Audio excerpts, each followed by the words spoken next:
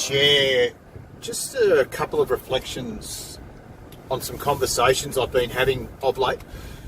So now that I'm walking with God and I'm walking with Christ, and it's the number one thing in my world, I'm finding, naturally, I think it's natural in some senses, but it's also, it's the Lord, it's the Holy Spirit working within me. I'm finding now when people, like that lady yesterday, they're just drawn to me in the name of the Lord, and that's evidence, or that's just more examples of the Lord working within me. But just some of the conversations I am having, I'm finding a lot of the conversations I'm having with people are about them telling me that I'm wrong and they're right. And I'm not really giving my thoughts too much. Like I will say something like, a big one's reading the Old Testament. I'm reading the Old Testament and I'm finding the Old Testament is, I know it's probably a fleshly way of looking at it, but it's truly changing my life, reading the Old Testament. It's a journey. It's an adventure.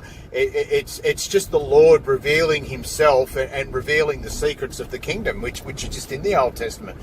But time and time again, I'm being told by people that no, you don't do that. You just read the New Testament. And I just, occasionally I'll say, look, I've read the New Testament. I read the New Testament about 4 months after I was saved, about 4 months ago. But I'm really looking forward to reading it again after I read the Old Testament, just to then the whole thing is going to make more sense, give it more context. And I mean, how exciting, to read the New Testament again after you've read the Old. And people just don't want to know. And I'm just finding time and time again, people are just telling me that, no, you're wrong, Brett, and I'm right. And I try to dig a little bit deeper as to what they mean. And what I'm really finding with a lot of people, and I look forward in my journey to meet some people whose walk with the Lord is probably, how do I say, more advanced, a little bit higher in quality, more relevant in their life. And they understand the difference between wisdom and the flesh and all that sort of stuff. But what I am finding is that they tell me how wrong I am to fill the gaps within them. Because as soon as things start to get a little bit confronting for people and their beliefs and what they have believed for a long time, they just strike you down and they say, you're wrong, and they run a mile and don't read the Old Testament, it's not relevant, and I'm getting the New Testament's the main event and all this sort of stuff, and it's just like, really? And to me, if you're walking with Jesus as I am, and I meet somebody else who's walking with Jesus, my initial reaction is one of excitement. It's like, wow, great to meet your brother, great to meet your sister. Let's sit down and fellowship. And, sometimes, constantly I'm being, no, Brett, by the Lord, by the Bible, basically by those two. Well, no, with people I trust. I've got a couple of people I not still trust, I'll always trust these two. But I've got a couple of people that I do trust. And they've sometimes put me back on the straight and narrow and go, no, Brett, no, what you're saying, it's not backed up by Scripture. So I've been humbled many, many times, and I want to be humbled more, because if I'm not willing to be humbled, that means I'm not willing to learn. And if I'm not willing to learn, that means I know everything. And how can I know everything when I've been saved for 8 months and God's beyond our comprehension? So these attitudes and these meetings I'm getting, they're interesting.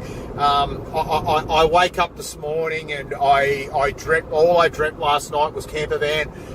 And I found, so I've said before that's what I feel God's called me to do, is buy a camper van and just go bush and just go and just minister the word, try to cut down costs, try to leave the system, eventually, hopefully, altogether. And last night, all I dreamt about all night, I've hardly slept, but all I've dreamt about last night was just camper vans. And they're really hard to find, the sort I want. Like, I want a four-wheel drive thing, like a four-wheel drive ute, like with a caravan on the back of it. Very hard to find, because I'm in Australia, I want to be able to four-wheel drive. I want to see that road down there and go, yeah, I want to go down that road, instead of, can't, I've only got two-wheel drive. So it's all that happened last night, and it's just coming to me that I write really well. I've always been able to write. I've always been able to explain new ideas to people. I've always been able to teach, so long as I'm solid in the subject. I did it at Telstra all the time. I used to just take people off the phones and show them how to do things, and it wasn't even my role to be in learning and development and stuff, but and I'm not big note myself. It's just we've all got different attributes, we've all got different things, we've all got different reasons why we're called, and I just feel that my personality traits, the attributes I bring, such as being able to teach people, such as being able to write. I'm very, very resilient. I've always been an outsider. The verses in the Bible like shake the dust from your feet really resonate with me now. And I'm really thinking that I am here to learn, to be a disciple of the Word, and then hopefully be a deliverer of the Word to help people get closer to God. Bring those people in who just don't know where to begin, don't know how to start. Because the questions that come to me is that I can't wait. I can't wait for my next conversation with somebody who is looking for something, and they just don't quite know what.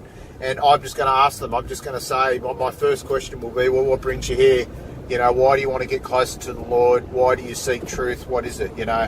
Because my way in was through the perils of the world, and I speak to 30-year Christians who still think that Israel is the Israel of the Bible, and these are the same people who are telling me not to read the Old Testament, and it's just, and I just say, praise be to you, sister and brother, be on your way, you have a great day, and just let them think they've won some sort of argument over me, but I'm interested, shake the dust from your feet. I'm interested in bringing those people in from the wilderness, and we're a better place to start. What brings you here, brother? What brings you here, sister? Because as I say, my way in was through the perils of the world, and they might not care about that. That might not be relevant to them, the perils of the world, but it will become relevant later as they start to walk with Jesus and start to walk with God, because that's what you're being saved for. I don't understand why anybody can be saved from anything else. People say, I've been saved for 30 years, and I don't yet, but as I get more confident, I probably will. Well, what are you saved from? Jesus saved you, that's great news, but what have you been saved from? What's changed? What's he delivered you from?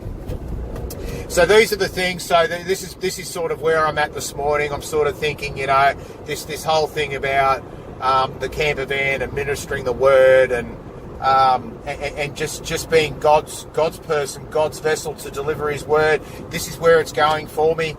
He's shown me all this stuff about the perils of the world, and I just feel like one of the Israelites in Exodus. I've just been delivered from 400 years of bondage under Pharaoh. I really sincerely feel that within my heart. And God's not going to show me all these things, and another thing that's come to me is that all of this stuff in the past, all of the affliction, all of the turmoil, all of the life, the life's journeys, chapters, all that, the life of sin, the hard times, the afflictions, it all just makes sense now. I've prayed on these things, and I've read the Bible, and when you pray, when you seriously pray for things that are not of the flesh, things of the Spirit that want to get you closer to God and His Word, man, does He answer prayer. And sometimes you can about the flesh, because I'm praying all the time about, you seriously want me to buy a camper, Lord, and just leave? You seriously want me to do that? And everything manifests in the flesh towards that direction day in, day out. So to me, that's Him answering my prayers in the fleshly realm as well, because it's relevant to what I'm doing with Him on my walk within the Spirit.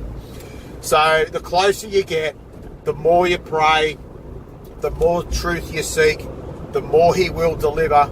But man, you must be careful, because He will answer your prayer, and He will tell you exactly the way it is. He will strip you to pieces. And I'm glad He's done it to me. I'm glad He continues to do it for me, because I'm the better man for it. I always had an adage, you come back to those, as I say before, those times in your past. And I used to teach this to my team at work. My life goal, or my goal at work, my work goal, is to walk back in that door of an afternoon a better man than the one I walked out of that door of a morning, and it's so true now. It's so true now. I just want to make up a better man than what I was yesterday in the sight of the Lord as I walk with the Lord. And to me, it's just becoming increasingly clearer by the day that my purpose with him is to help minister the word, learn the word, digest the word, become as one with the word and teach the word, and just try to bring others in from wilderness, try to help save souls, because Jesus says it in the Bible. He just wants to commune with more and more people, and his heart's bled for Israel for ages and ages. I can't quite remember the verse. So glory to Jesus this morning. I'm absolutely glorifying the Lord today, probably even more than ever. I'm just in this state at the moment of just for the Lord. It's just amazing what's happening to me. It's been 8 months now since I've been saved, and glory to Jesus. I can't believe it, and every day I just give thanks to the Lord. Thanks for choosing me. Thanks for saving me, and let's go.